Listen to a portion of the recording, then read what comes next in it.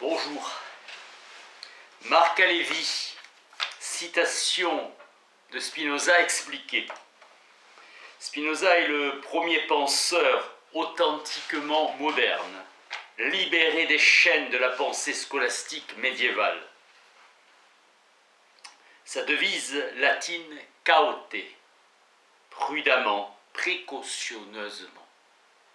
Il connaît les textes hébreux et découvre les écrits grecs et latins. Sa communauté prononcera son excommunication, expulsion hors de la communauté. Ce hérem ne fait pas perdre sa qualité de juif et il a le droit de fréquenter d'autres communautés, différentes des excommunications catholiques qui sont éternelles et universelles. Après Spinoza, vécu solitaire, il entretient une abondante correspondance, il devient tailleur et polisseur de lentilles optiques. Vie frugale, ascétique et tranquille, méditation et écriture de ses ouvrages. Il refuse le poste de professeur à Heidelberg, accusé d'athéisme par les calvinistes et les puritains qui le harcèlent. Il publia sous son nom les principes de la philosophie de Descartes, coordonnés à Caserius. Le traité théologico-politique fut anonyme. À titre posthume, parut l'éthique et le traité de la réforme de l'entendement inachevé, le court traité paru au XIXe siècle. Son éditeur emporta la nuit de sa disparition tous les manuscrits et les publia en 1677. L'éthique et la face métaphysique, c'est son chef-d'œuvre. Il est écrit sous la forme géométrique, il inverse les pratiques en posant la conclusion avant d'en entamer la démonstration. La conclusion ne clôt pas le discours en géométrie, l'éthique aussi. Dans le traité théologico-politique, il affirme que les écrits bibliques ne sont pas le fruit d'une révélation divine, invention humaine pour assujettir un peuple à une loi. Moïse est un législateur dont la loi, pour être crédible, doit être sacrée. Paul de Tarse et les évangélistes en feront autant. Spinoza désacralise les textes sacrés. Il n'y a pas de miracle, seule une quête du merveilleux. Dieu n'a pas besoin de miracles, la nature et la vie suffisent. La Kabbale a pris les textes sacrés dans leur sens ésotérique, laissant la lettre exotérique au troupeau des non-initiés. Les récits nourrissent les esprits simples. L'éthique est écrite en latin. Spinoza construit le premier système cohérent et complet de la philosophie moderne. Métaphysique du devenir, Dieu vit, se construit et advient contre les métaphysiques de l'être. Dieu est immuable, parfait, éternel. L'homme appartient totalement à la nature contre Descartes avec un corps matériel, mécanique et une âme céleste. Spinoza fonde une doctrine du salut de l'homme sur un ternaire, accomplissement, joie et liberté. Spinoza est un philosophe pointilleux, méticuleux et discursif. À l'inverse de Nietzsche, il ne recherche pas la formule qui marque, il préfère les raisonnements rigoureux et bien enchaînés, où le sens vient du tout et non de la partie. La joie est au cœur de sa philosophie, face à la tristesse, affect majeur. La joie est l'effet suprême. L'amour est un affect positif, l'amour est une joie dont la cause est extérieure au sujet. Spinoza rejette catégoriquement la théorie de la rétribution du bien. La béatitude n'est pas une récompense, elle est la vertu même. Virtus, courage, force, potentiel. La béatitude n'est pas au bout du chemin, elle est le chemin de la vie sainte. La joie ne se reçoit pas, elle se construit. Son but, il veut l'atteindre, une joie suprême et incessante. Le désir qui naît de la joie est plus fort que celui de la tristesse.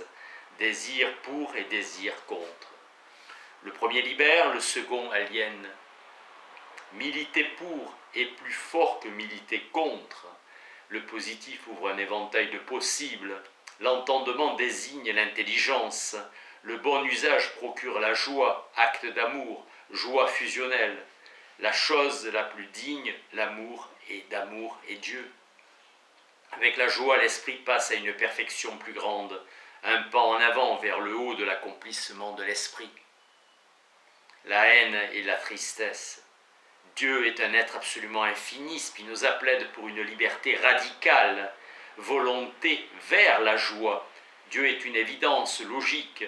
Ce tout existe et dépasse infiniment l'homme. Nous trouvons l'unité de partout dans la nature. Spinoza s'oppose aux atomistes. Le réel tout, Dieu, est un. L'homme est un existant. Le tout est un et l'un est un. Rien n'existe en dehors de Dieu. Dieu est immanence absolue. Et tout ce qui existe émane de lui en tant qu'épiphénomène. La nature est un être de raison, un être réel, tout insécable. La nature est infinie. Dieu est immanent. Dieu est tout et est en tout. Rien n'est étranger à Dieu. Tout est vague et Dieu est océan. La vie est création, déséquilibre en marche, instable par essence. Dieu est vivant, Dieu est la vie. Dieu est un créateur, il vise la fécondité. Il a son propre conatus, son propre accomplissement. Dieu se définit par sa perfection absolue. Il est le parfait. Spinoza récuse Descartes. Dieu n'est pas parfait, il se perfectionne. Mouvement même de tout ce qui existe. Dieu n'est pas l'inconnu, il est dans le monde. Nous procédons de Dieu, nous sommes lui et il est nous. Dieu seul est la cause première et initiale. Le monde est en construction, flèche du temps. La nature naturante est le conatus, la nature naturée est la manifestation concrète. Le bien et le mal n'existent pas. La perfection et la réalité se surpassent constamment. C'est le désir qui fait le jugement et non l'inverse. Spinoza est rationaliste. Le désir est effet de la volonté divine. Le désir qui nous pousse est le désir divin. Le désir est l'essence même de l'homme. Effort de persévérer dans son être. Le plaisir exprime la satisfaction d'un désir. Tout homme est homme de désir, Louis-Claude de Saint-Martin. Le désir est la vie même. La liberté implique l'indépendance et l'autonomie. La mort est un faux problème, fin face à un début. C'est la mort qui donne valeur et prix à l'existence. La mort est l'opposé de la naissance. La liberté de l'homme est spirituelle, intérieure, mystique. L'homme libre suit joyeusement son destin. Nietzsche parle d'effort. L'homme devient libre qu'en s'accomplissant lui-même. L'homme libre désire le bien. Le bien est la finalité de l'éthique. Spinoza plaide pour la liberté de philosopher. Une idée vraie doit s'accorder avec l'objet qu'elle représente. Max Planck, la vérité ne triomphe jamais, ce sont ses ennemis qui meurent peu à peu. Nous sentons et nous éprouvons que nous sommes éternels. L'homme est mortel existentiellement, mais éternel essentiellement. Chaque homme est un attribut de Dieu, l'esprit est un. Les passions naissent de l'erreur, de l'opinion, fausse certitude collective. Dieu est le travail, élu comme un travail, il accouche perpétuellement de lui-même. Il est en devenir. Dieu est au travail et en travail, il s'accomplit selon sa volonté et se sculpte en faisant surgir par émanation de son être tous les existants qui le peuplent. Le bien suprême de l'esprit est la connaissance de Dieu. En atteignant la connaissance de Dieu, l'esprit s'accomplit en plénitude et atteint la perfection. Cette connaissance suprême est le bien suprême. L'effort que fait l'esprit pour connaître Dieu est son conatus et devient sa vertu. Cet effort persévère, chaque existant possède au plus profond de lui une potentialité de devenir qu'il lui faut accomplir, un destin immanent à accomplir. Tout ce qui existe tente à s'accomplir au mieux. Le sage solitaire est toujours en paix car il est sage et seul. Dieu est tout, tout est Dieu. Dieu est en tout, tout est en Dieu. L'amour accompli L'amour est accomplissement de soi avec l'autre, par l'autre, au travers de l'autre. L'amour est la joie de cette fusion. L'homme a la capacité d'atteindre la fusion mystique avec Dieu par une ascèse de la connaissance, amour de Dieu. Aimer Dieu est la voie du salut, synonyme de béatitude, joie suprême, semblable à l'extase et liberté. L'amour détruit la haine est mauvaise, la joie est bonne. La haine doit être vaincue par l'amour et la générosité. La tristesse est une descente dans l'échelle des perfections. La voie ascensionnelle est la joie et l'amour. L'amour est défini comme joie. L'amour est une joie et l'amour de Dieu est une joie intellectuelle. L'orgueil est signe d'échec. Satan vient de l'hébreu chatan, qui signifie obstacle, diable du grec diabolon, ce qui divise, démon du grec daimon, qui désigne le génie, l'esprit qui anime un être. L'antidote est l'amour de Dieu, la joie en Dieu et l'union avec Dieu. La pitié s'adresse aux faibles, la pitié induit la sistana, qui induit la dépendance et qui amplifie la faiblesse, qui engendre la haine et le ressentiment. La vie est le moteur de l'accomplissement de tout ce qui existe. L'illozoïsme, doctrine stoïcienne originelle, affirme que toute forme de matière est vie. Tout est vivant au sens métaphysique. La nature, l'univers, le cosmos sont organismes vivants. L'expérience ne nous enseigne pas les essences des choses. L'essence nous parle du monde phénoménal, l'intuition du monde nouménal. Kant rejettera l'intuition comme irrationnelle.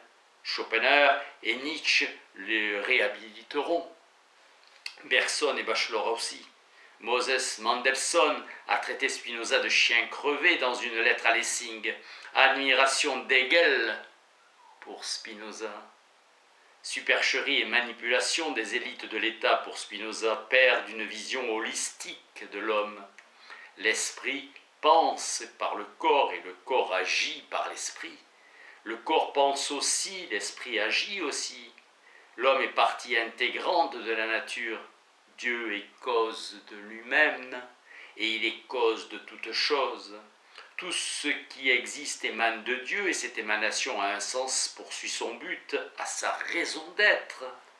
L'esprit de Dieu est rationnel, antéléchie chez Aristote, volonté de puissance chez Nietzsche, élan vital chez Bergson. Pour Spinoza, tout ce qui existe est habité par un conatus, qui est l'effort, l'intention, la volonté de se réaliser pleinement. Énergie intérieure, force, qui pousse à devenir ce qui est en latence. Guide existentiel, le conatus est la référence de vie qui fonde toute éthique. Dieu est immanent. Il est l'âme ou l'esprit du monde, l'un absolu, dont le monde n'est que la manifestation. Tout ce qui existe manifeste Dieu, émane de lui. L'esprit de l'homme participe de l'esprit divin. L'âme est l'idée du corps, la joie est la récompense de tout effort authentique d'accomplissement de soi. La liberté est l'inverse de la servitude. L'ordre du monde est absolument nécessaire. La perfection de soi est la finalité universelle de toute existence. L'accomplissement d'un être, conatus, atteint la béatitude grâce à l'amour constant et éternel de Dieu. Spinoza admet qu'une substance, Dieu possédant une infinité d'attributs, notre nature n'en connaît que deux, l'âme et le corps, à travers l'infinité de leurs manifestations. Merci.